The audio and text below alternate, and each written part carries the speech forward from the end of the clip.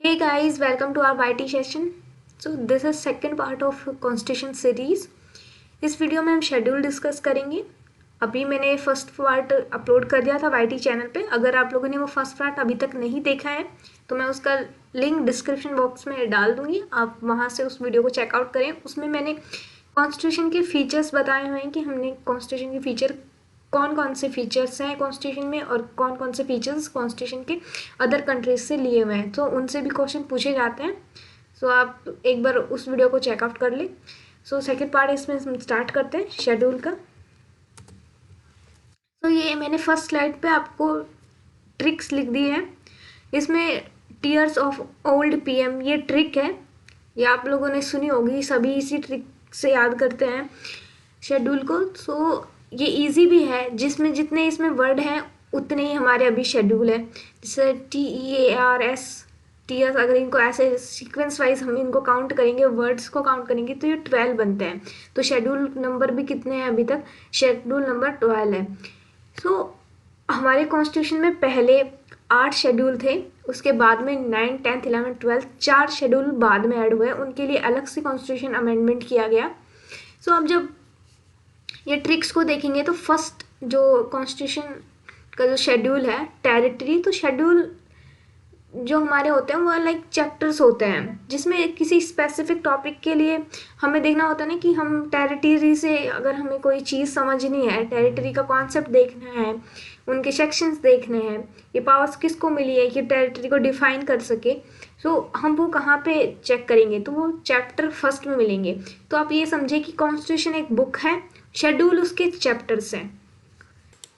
सो ये जो first schedule है टेरिटरी का, इसमें अभी बताया हुआ है कि इंडिया की कितने स्टेट्स हैं। जैसे अभी 28 स्टेट हैं, यूनियन टेरिटरीज कितनी हैं? तो 8 यूनियन टेरिटरीज हैं। सो जब भी कोई न्यू स्टेट बनेगा तो उसकी पावर किसके पास में है, कौन बाउंड्रीज सेट कर सकता है, कोई पार्ट अगर किसी कंट्री को देना है इंडिया का तो वो किस प्रोसेस से दिया जाएगा, किसके पास वो अथॉरिटी है। सो ये सब चीज़ें जो भी हैं वो टेरिटरी फर्स्ट शेड्यूल में लिखा हुआ है। सो आपको ये याद रह जाएगा, फर्स्ट शेड्यूल है टेरिटरी से। तो सेकेंड शेड्यूल है इमोलमेंट से, ये सैलरी डिफाइन करता है जो भी हमारे ऑफिसर्स होते हैं, जैसे प्रेसिडेंट हो गया, गवर्नर है, CJI है। सो इनकी जो फिक्स टर्म ऑफ सैलरी है वो डिफाइन की हुई है कॉन्स्टिट्यूशन में कि इनको इतनी सैलरी मिलेगी, और इन सैलरी से रिलेटेड जो भी प्रोविजंस होंगे वो भी इसमें डिफाइन किया हुआ है। तो सेकंड शेड्यूल सैलरी से रिलेटेड। थर्ड शेड्यूल है oath, affirmation, A for affirmation, oath से। सो इसलिए जो स्टार्टिंग के वर्ड हैं वो उसी वर्ड को इंडिकेट करते हैं जिस शेड्यूल में जिसके बारे में वो बातें कही गई हैं, या वो जो शेड्यूल जिस चीज़ से रिलेट करता है, तो ये याद करने में इजी रहेगा।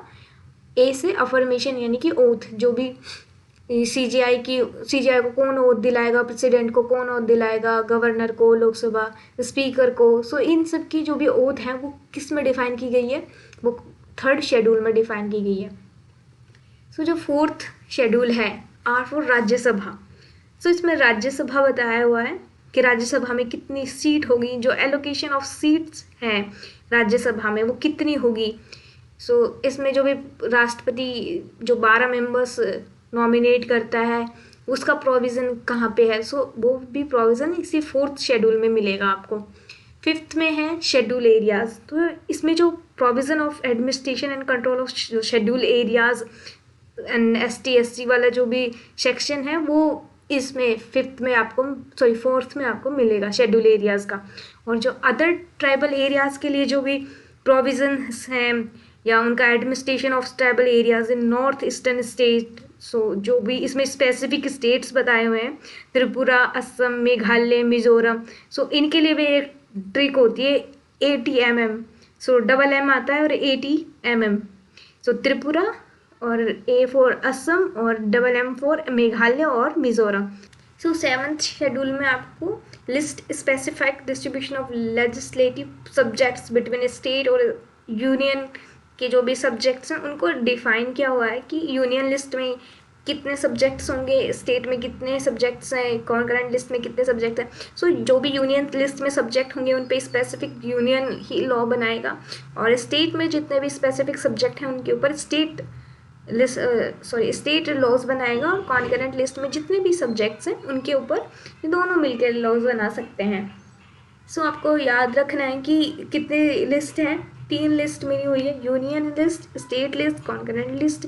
सो इन तीनों में कभी कभी सब्जेक्ट भी पूछ लिए जाते हैं, तो जो करंट में सब्जेक्ट्स हैं इनमें सब्जेक्ट ऐड होते रहते हैं, कभी ट्रांसफ़र होते रहते हैं कि कोई सब्जेक्ट यूनियन से कॉन्करेंट में आ गया या कोई कॉन्करेंट वाला सब्जेक्ट स्टेट लिस्ट में चला गया। तो जो भी करंट, जब भी आपके एग्ज़ाम होंगे तब आपको ये याद रखना है कि इन लिस्ट में कितने अभी स्पेसिफिक सब्जेक्ट ऐड हैं, टोटल सब्जेक्ट्स आपको बस याद होने चाहिए।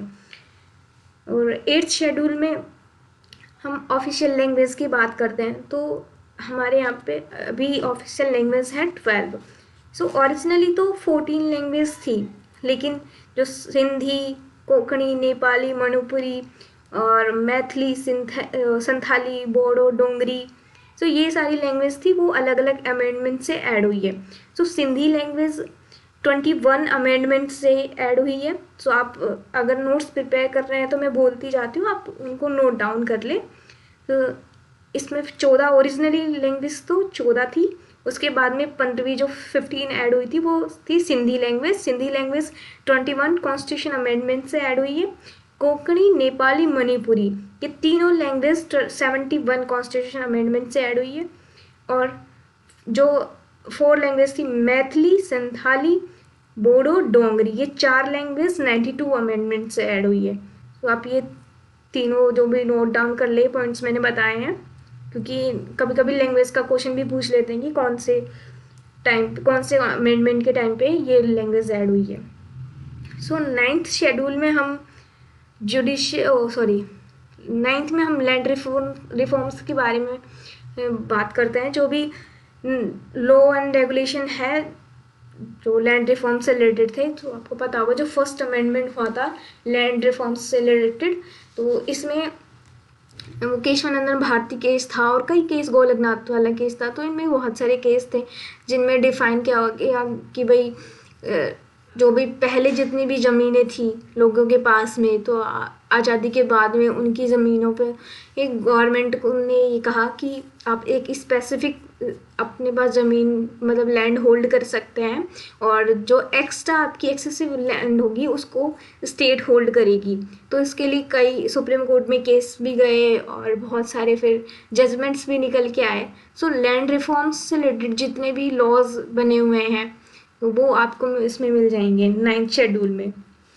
10th शेड्यूल में डेफेमेशन का मिलेगा। जो भी आपने देखा हो कि जैसे होता है ना, महाराष्ट्र वगैरह में बहुत होता रहता है, राजस्थान में भी बहुत होता है कि कुछ जो MLAs वगैरह हैं वो कभी कांग्रेस को ज्वाइन कर लेते हैं, कभी बीजेपी को ज्वाइन कर लेते हैं। सो ये डेफेमेशन होता है कि एक पार्टी से हट के दूसरी पार्टी में चले जाना। सो जो ये डेफेमेशन से रिलेटेड जो भी रूल्स रेगुलेशन बने हुए हैं तो वो किस शेड्यूल में है, वो 10th शेड्यूल में दिए हुए हैं। तो जो provision of disqualification on the ground of defamation, so जो भी ये डेफेमेशन का केस होता है जिससे रिलेटेड जो भी पर्सन अगर एक पार्टी को छोड़ के दूसरी पार्टी में जाता है, सो उसके लिए उसके मतलब उसकी जो भी उसने सीट होल्ड की हुई होती है तो उसको डिस्क्वालीफाई करने के लिए पीछे क्या क्या ग्राउंड्स हैं डेफेमेशन के, सो वो चीज़ इसमें बताई हुई है।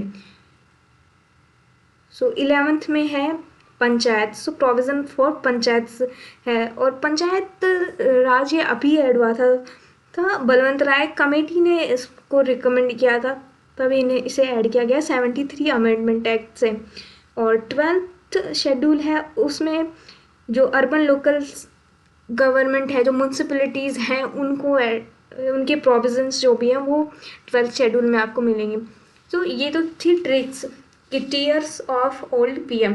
सो आप इससे रिलेट करके आप इसको याद कर लेंगे, आप 2-3 बार इसको अच्छे से रिपीट करें, सो रिवीजन करें तो ये आपको याद होने लगेंगी। और नेक्स्ट चलते हैं। सो ये जो 4 शेड्यूल्स बाद में ऐड हुए थे, आपको मैंने पहले बताया था कि पहले 8 शेड्यूल्स थे, उसके बाद में 4 ऐड हुए थे। सो जो 9th शेड्यूल था वो फर्स्ट कॉन्स्टिट्यूशन अमेंडमेंट एक्ट 1951 में ऐड हुआ था, और जो 10th शेड्यूल था 52 कॉन्स्टिट्यूशन अमेंडमेंट एक्ट 1985 में ऐड हुआ था। सो आपको ये चीज़ याद रखनी है।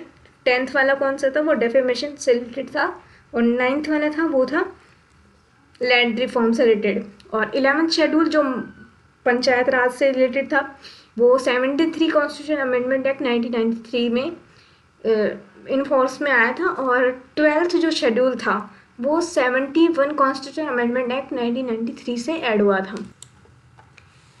सो ये थे कॉन्स्टिट्यूशन के शेड्यूल्स। मैंने आपको पूरे 12 के 12 शेड्यूल्स बता दिए हैं। आपको पीपीटी में आपको अच्छे से इनकी स्लाइड बना के भी मैंने यहाँ पे लिख दिया था, ट्रिक्स भी बता दी हैं आपको।